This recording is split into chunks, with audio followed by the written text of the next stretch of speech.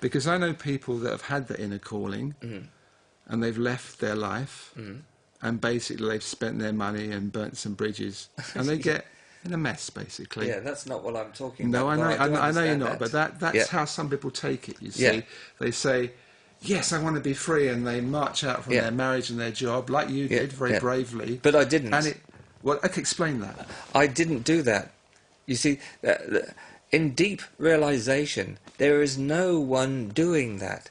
It is a natural flow. This is the way it happened here. I didn't make choices. What happened was there was an innermost movement that moved life into that. You know, that's what it wanted. That's what it did. That's very hard to hear from a separate sense of self. You know, but I didn't do that. There was no Bernie Pryor that did that. You know, because at that time there was great love for the woman that I was with and the children in my life. Amazing love. But this moved me somewhere else. I mean, this is something that is not debatable. It's something that you only know individually, and you have to trust what that is. But I didn't move. It moved. Now, I understand from that place how I've given myself back to that state of pure truth. So basically, Bernie Pryor doesn't have a life that is his, otherwise I wouldn't be here today. Because my little self, which I have here, said, you don't want to go there, all the way up, you've just been to London, you want to travel 3 hours up and then go back down, you've got a retreat to do tonight. But my innermost was just beaming to be here.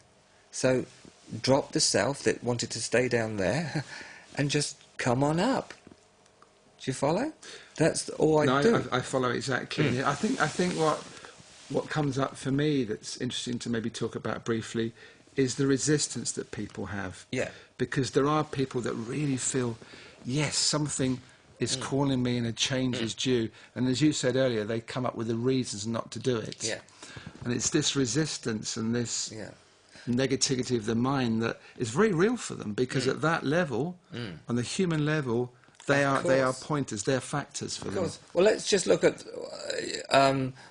your previous question. You know, when you were talking about people experiencing this and spend all the money and leave, that kind of thing.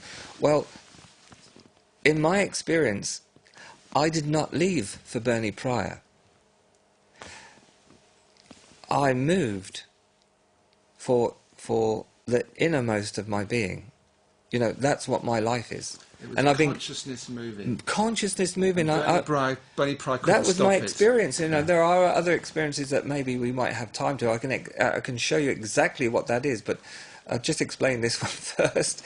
But I give myself to truth alone.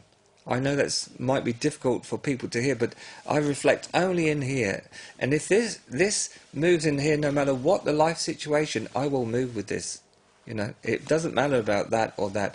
This is what is real for me in my life, and it's also holding all those fragments as well. And I know that absolutely, and I'm in the direct experience of that, and I see how that manifests this universe and is holding every being in this universe, in this life. So then when someone says they've realized that, what happens, we get mixed up with our mind. So you might have a realization that transcends mind, but then you think. So then you think that Bernie Pryor had that experience, but he didn't have that experience. Consciousness opened as the self. So all that happened was the illusion of Bernie Pryor, the obscuration of Bernie Pryor was not there. And all that's there then, when he's gone, is reality.